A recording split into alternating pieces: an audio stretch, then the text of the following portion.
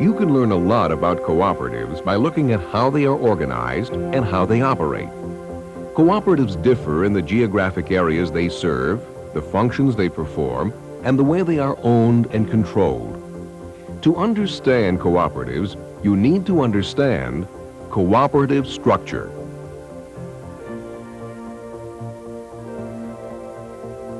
Like any other business, a cooperative needs an organizational structure that enables it to efficiently accomplish its purpose. Structure holds the organization together and makes certain members are treated fairly. The way a cooperative is organized determines how it is operated, managed, and controlled by its members. Structure can affect its efficiency, its range of operations, and most importantly, its profitability. Geography or territory served is one way to look at cooperative structure. Cooperatives are generally classified into three geographic categories. They are local, regional, and interregional or national cooperative.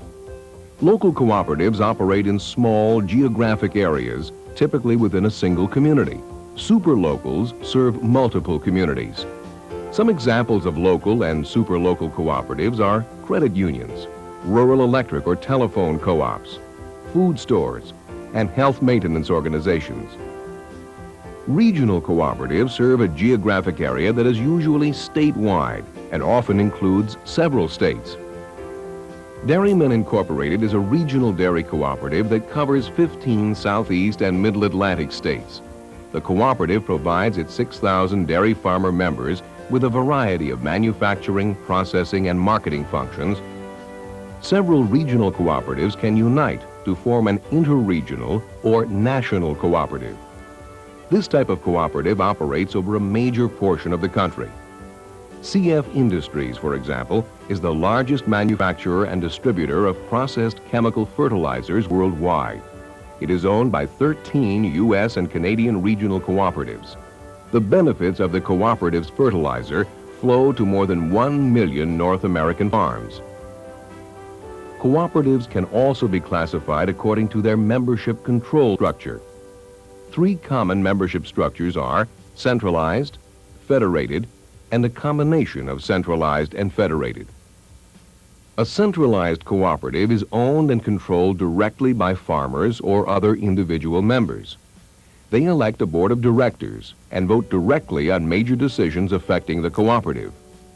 Most centralized cooperatives are local. Members are usually acquainted with one another and have common needs and goals.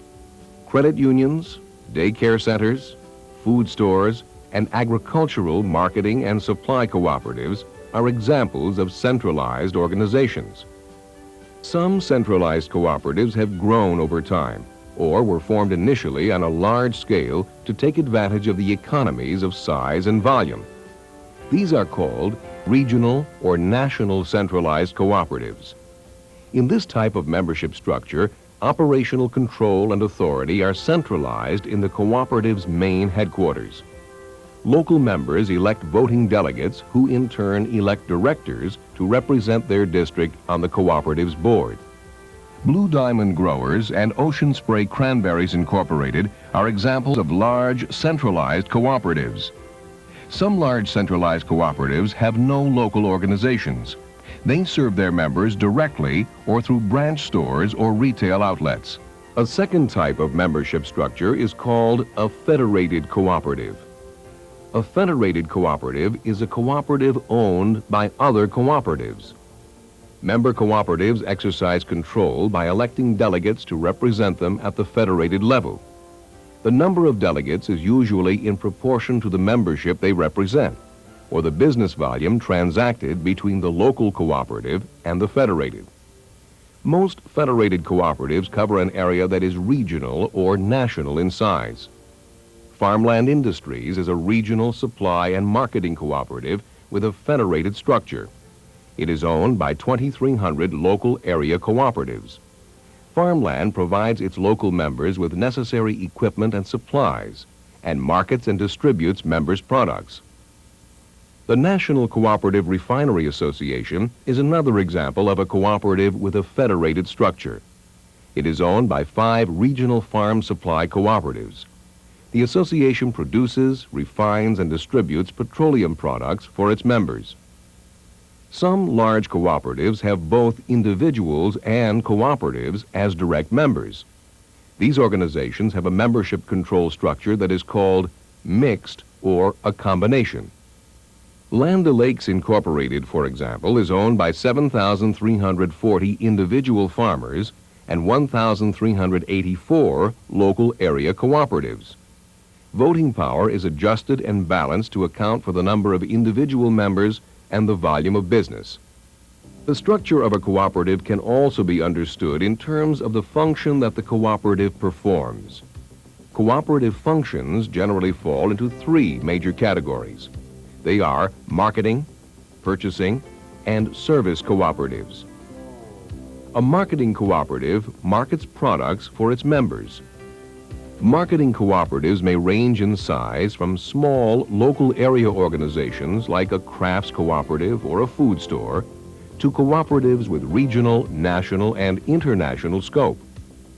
A large marketing cooperative like the National Grape Cooperative, under its brand name Welch Foods, performs a variety of marketing functions. They receive, grade, package, label, brand, store, advertise, sell, and merchandise their members' products. Marketing cooperatives account for more than 70% of the business volume of U.S. agricultural cooperatives. Most consumers are unaware that a large number of the familiar brand names of food products they buy are produced by farmer-owned cooperatives. The second major function of a cooperative is to provide its members with supplies and equipment.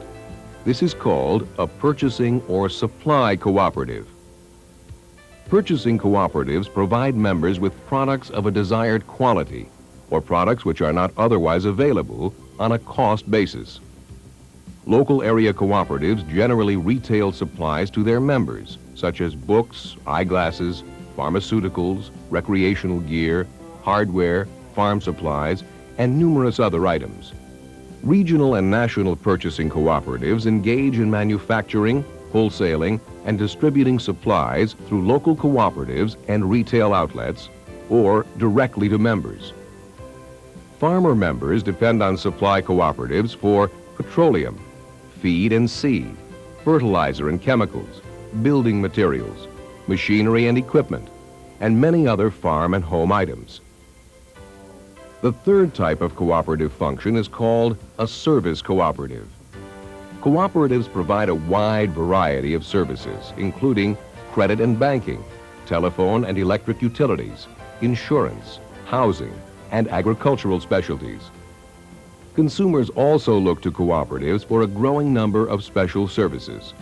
Building on their experience with utility cooperatives, consumers are forming cooperatives in cities and rural areas to acquire cable television franchises.